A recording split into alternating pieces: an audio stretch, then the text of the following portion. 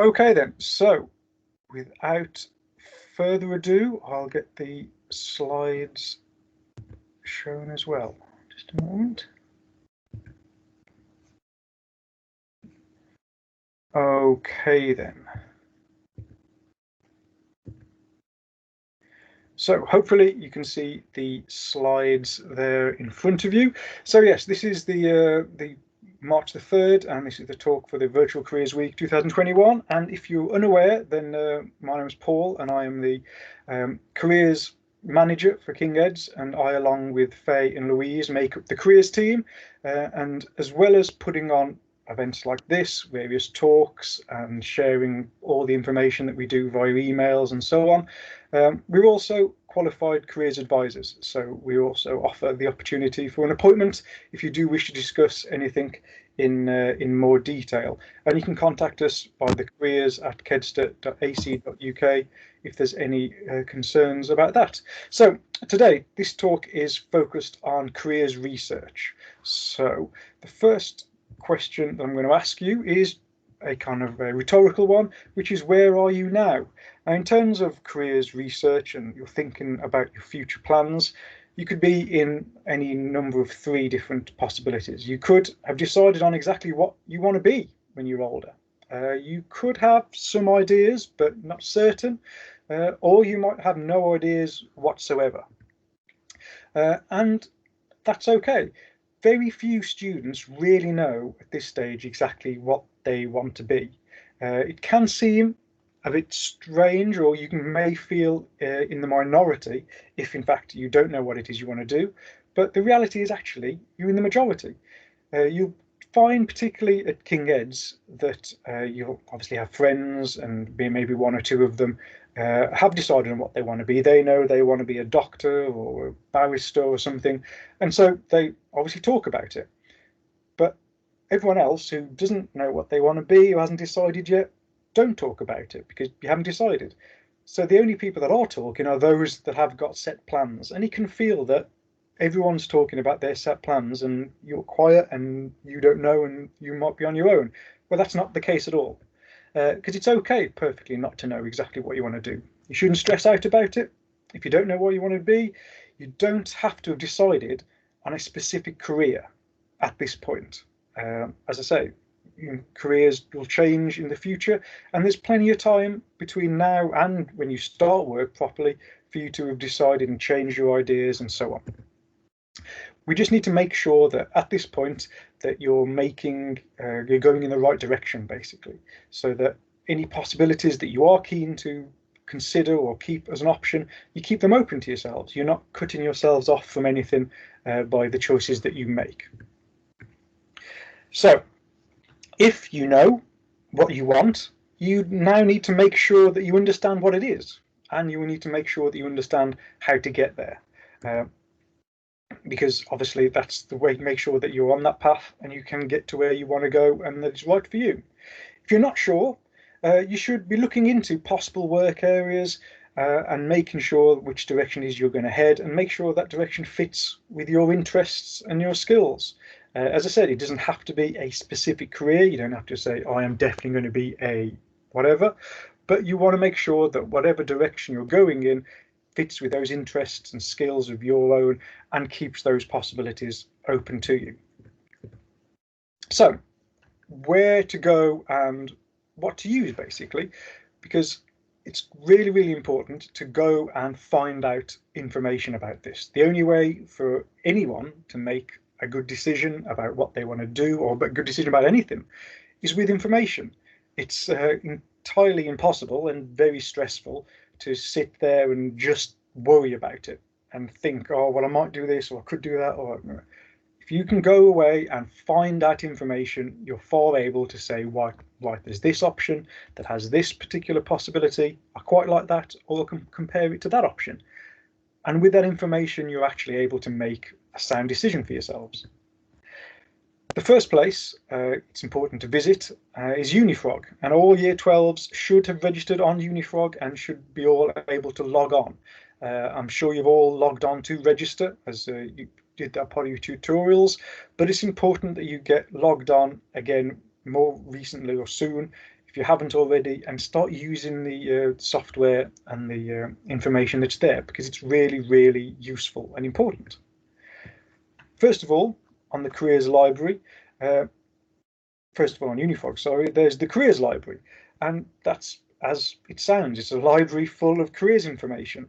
You can search for something specific. You can type in, I don't know, barrister, doctor, environmental engineer, any of those possibilities, or it can suggest careers to you. So you can put in the 3 or more subjects that you're currently studying, and it'll suggest possible careers that use those type of skills and A-levels in them. And each career brings with it a summary. It's got videos about what it's involved. You've got information about routes into it, and also the skills required, what it's like every day. And so it's important that you can see and think, well, do I like the sound of that? Do you think I'll be okay doing that? Can I get in the routes and use that to make your decisions? So the first place is definitely, I would say, important to visit the careers library on Unifrog. Also on Unifrog, there's something called a personality profile, and that's quite a useful, if you've got no ideas or not sure about where to start, it's a useful kind of quiz to take, which doesn't last too long. It's about 10-12 minutes or so of quick fire questions that enable it to suggest your personality type. And there are a number of set, well understood personality types that it uses, which then again sums up the certain skills and leanings that you might have, and that enables you to use that again to link with possible careers that you may be thinking about in the future.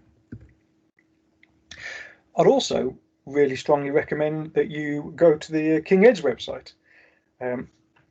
There's plenty of information on there, but particularly if you click on what we've called the course widget, and basically on the King Ed's website, if you click on the subjects lists, each subject page, if you scroll down at the end, has this widget, and basically it's full of what we call LMI, labour market information.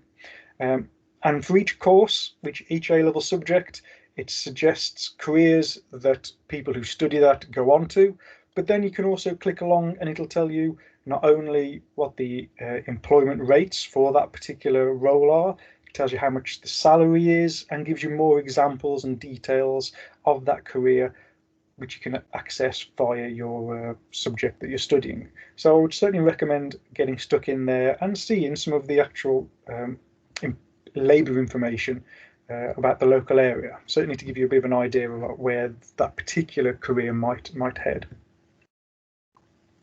Work experience is a particular important thing to get involved in for obvious reasons. Firstly, it's important because it gets you a better insight into a specific job.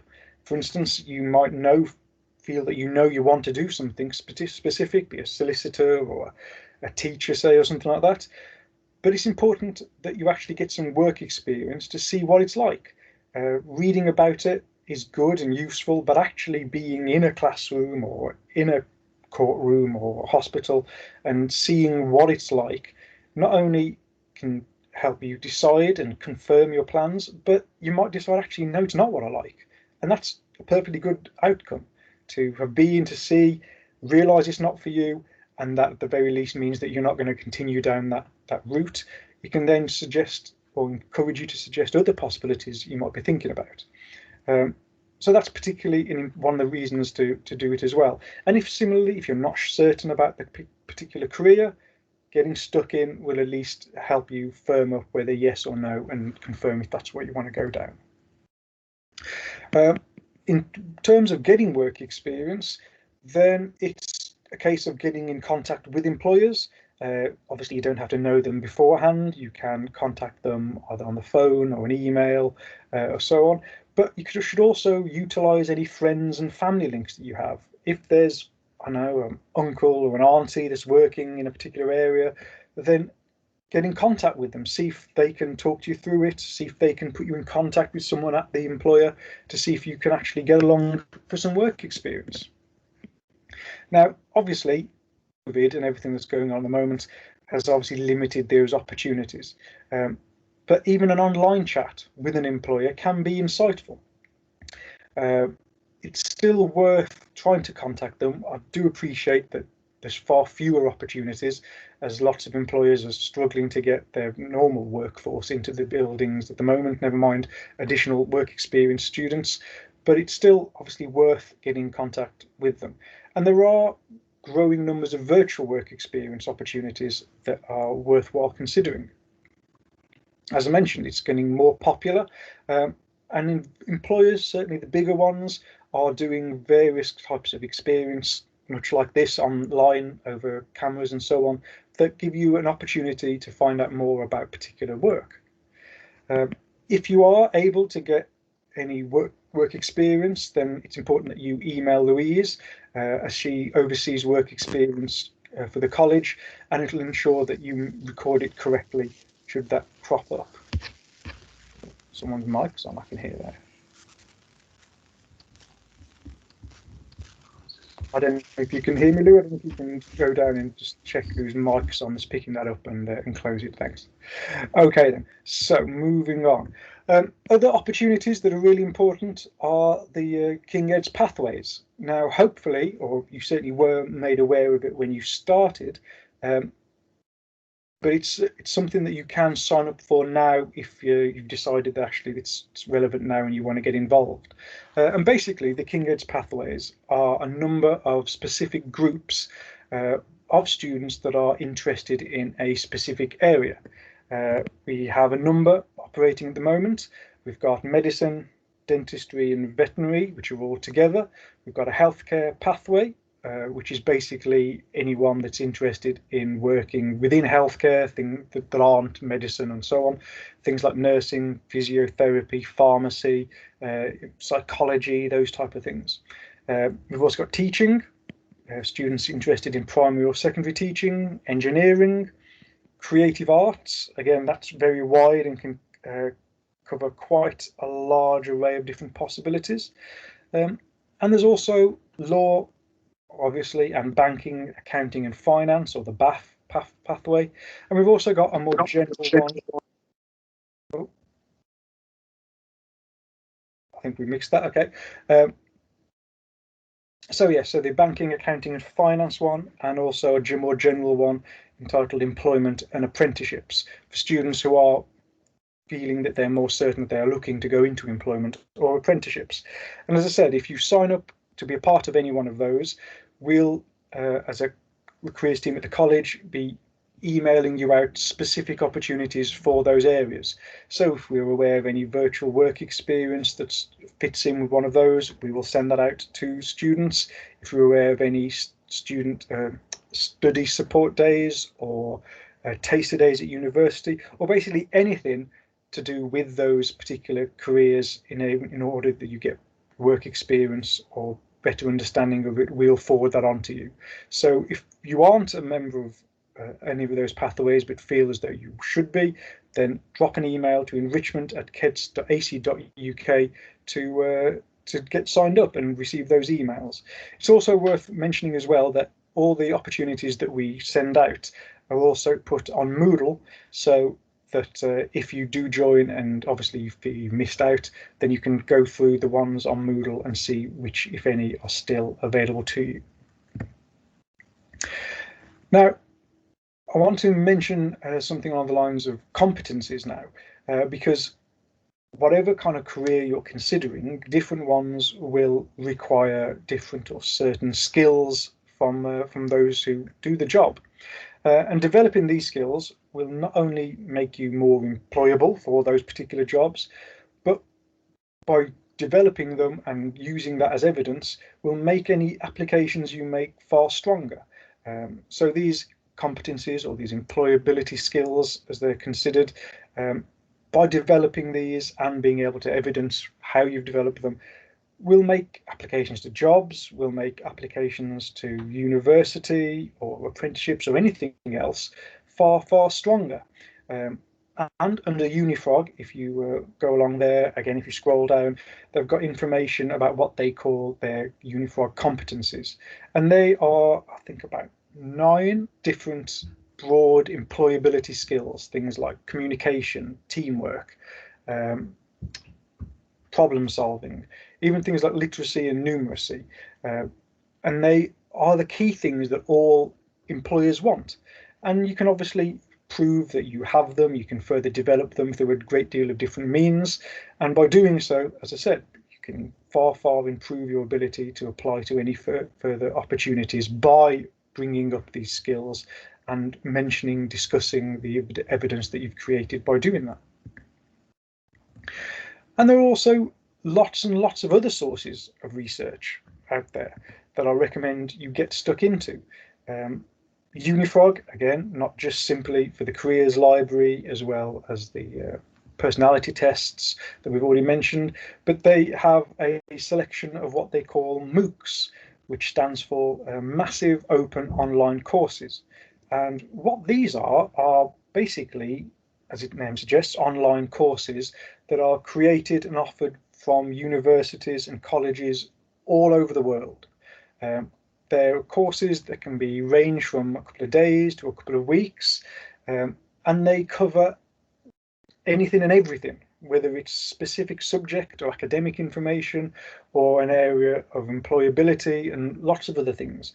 Some of them you pay for and you get a certificate and things at the end of it, but the vast majority are completely free, and although they don't stand as a qualification like an A-level or something like that, they are a great example that if you have studied them and you've looked into them, that you can talk about using your applications in the future.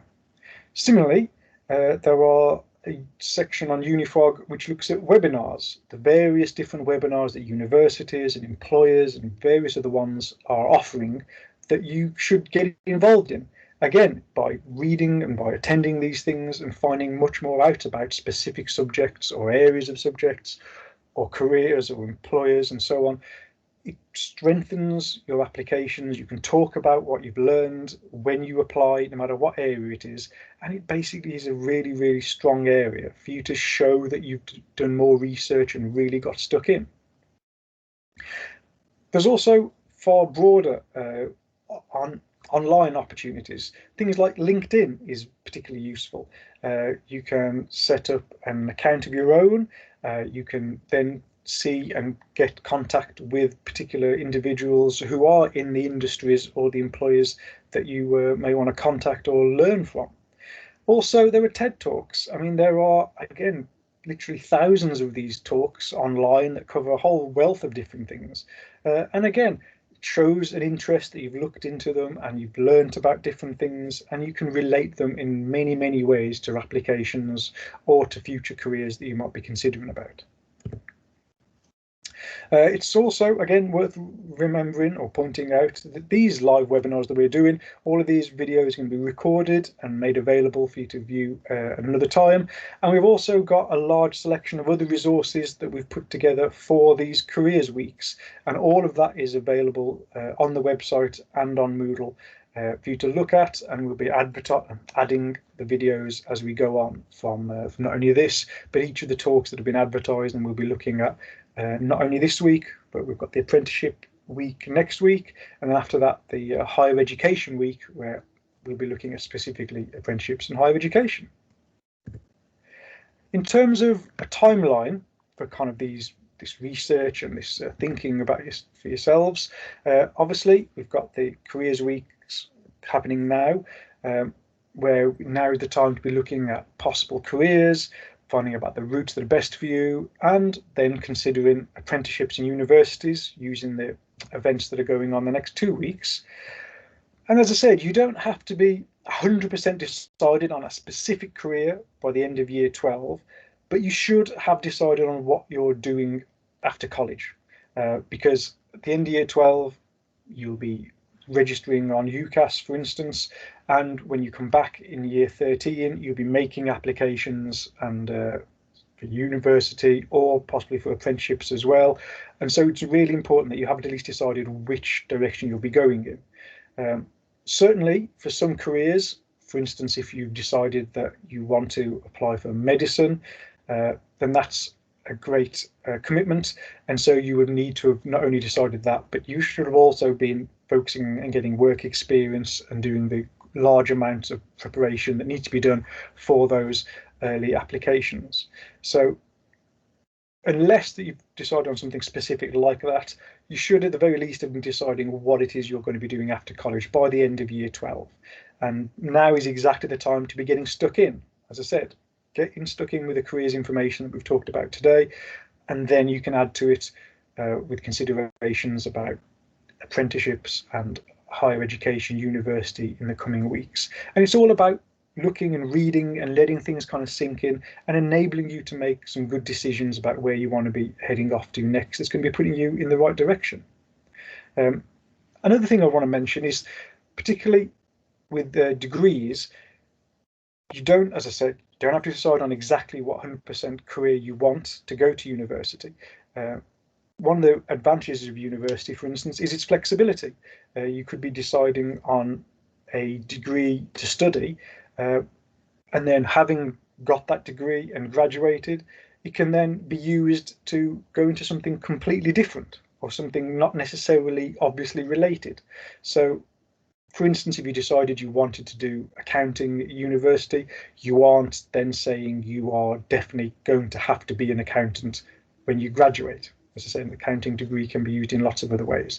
I'll talk about a lot more about those during the talk on the Wednesday of the HE week in more detail. And similarly, the Wednesday of next week, for the apprenticeship week, there'll be a talk about apprenticeships, and I'll also be talking a bit more about searching for them and some of the considerations about the apprenticeship route into things.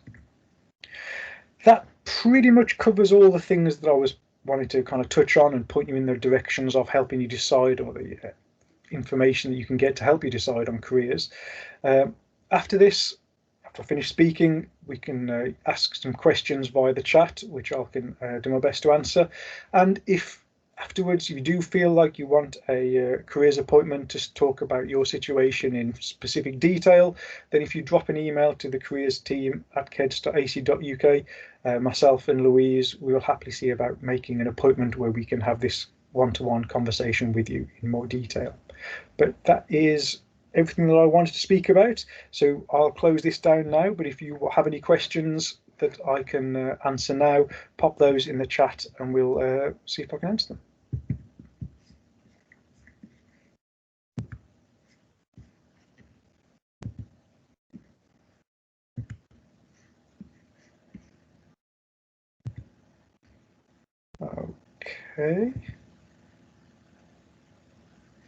Okay. Does the college set aside specific weeks when students should arrange work experience? Well, we have, I mean, at the moment, because of COVID, that's obviously been a big issue and a big stumbling block for work experience as a whole. We had looked at a number of days at the end of the college calendar, which would be able to be used if the student wished to for work experience, but there's no specific time set aside because work experience can be hopefully worked around college time. If, I mean, certain particular employers are able to do work experience in the school holidays, for instance. If it depends, if a work experience placement has to happen in a week block instead of a number of smaller hours over a number of days, then it can be discussed, and as long as the student hasn't, as long as there's no problems with attendance or anything like that, then it's usually okay for them to have that time from college to attend work experience. If that makes sense. Any other questions that I can help with at the moment? Okay, another one. Work experience for Oxbridge. Oxbridge obviously is specific for higher education, is in terms of university. There's no, what I would say, specific work experience for Oxbridge. Work experience is getting experience for particular employment. If it's thinking about how you can best prepare for an application to Oxbridge, then that is something we'll be looking at in the higher education week, but also if you are thinking about Oxbridge, then it's important that you contact the Aspire group, who are a group that you can be helped with them, and who look specifically at Oxbridge and preparing for applications there. Another question. When should we start visiting universities? Great question.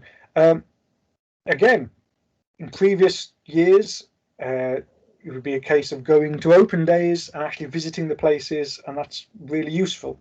In these COVID times, universities have instead offered or opened up virtual open days where you can visit through the cameras and so on, and see and be shown and talk to various people, and they're an ongoing thing. So if you go onto Unifrog and the course searches, universities will have more information then. Again, universities and higher education is something I'll be talking about in more detail in the weeks to come, but opendays.com gives lots of information about specific open days. There's information on Unifrog, and it should be something that you can start getting stuck into whenever they're available from now on, really. Another one, we've also got, yes, a point about volunteering is very useful as well, and there are opportunities online, not only with work experience, but volunteering is a great example of getting stuck in, creating evidence of you developing various employability skills, as well as giving you information to talk about to strengthen any applications to careers or jobs or universities. So yes, certainly volunteering is a good opportunity as much as work experience or anything along those lines as well. Any others? Let's have just a look.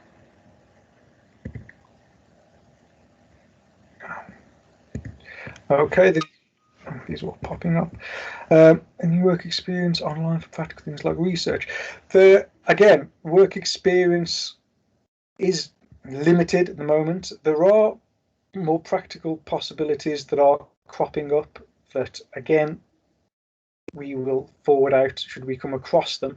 In things like research, there are opportunities that we've just sent out, things like the Nuffield placement, that there's an opportunity to actually work with universities who then work with various employers, that are a great opportunity to get experience in particularly STEM research that I've recently emailed out. Another question. So we've got a lot of work experience opportunities require personal statements or statements about why you want to do those. Who should we speak to for help with that? Yes, if they're asking for particular statements about why you want to do the work experience, then you can certainly drop an email to myself or anyone else in the careers team, and we will happily help you out with that as much as we can. References and so on are often required for work experience, and they can be also requested from the PTs. So PTs normally are the ones that put together the references. I often coordinate that and put them on through the work experience, as well as Louise as well. But certainly, yes, we will happily help. If you're uncertain about what you want to put in any of the statements, then yeah, just drop us an email and we'll happily help out. Any other questions? As I said, after this, if there are anything else that you're not sure about, or you want to talk about anything in more detail, have a careers appointment or anything like that, just drop careers@keds.ac.uk an email, and myself and Louise and Faye will get back to you and see about how we can best help, really. Other than that, continue making the most of these webinars that are occurring for the next 3 weeks. And yes, just get stuck in is the best advice I can give you. In order to make decisions about where you might want to go, what you might want to do, is by getting stuck in and finding things out. It is by far the best way to enable you to make the best decisions for you, basically, because no one else is going to benefit more than yourself. So finding this stuff out enables you to make those good decisions and make the most of the next steps, whatever they turn out to be. I can't see any more questions cropping up, so we'll call it a day there. I'll turn off the recording. But like I said, don't hesitate to contact us with any other questions about anything. And as I said, we'll be talking about apprenticeships next week, and the week after that, I'll be talking about higher education and so on. Oh, one quick question: when to start MOOCs? Whenever they fit in. Get stuck on. They start at different times. It's a case of looking at the details and seeing which one fits in and when you can do it. Okay, thank you so much. Hope that was of use. And yes, all the very best. And thank you to all the thank yous that are coming through as well.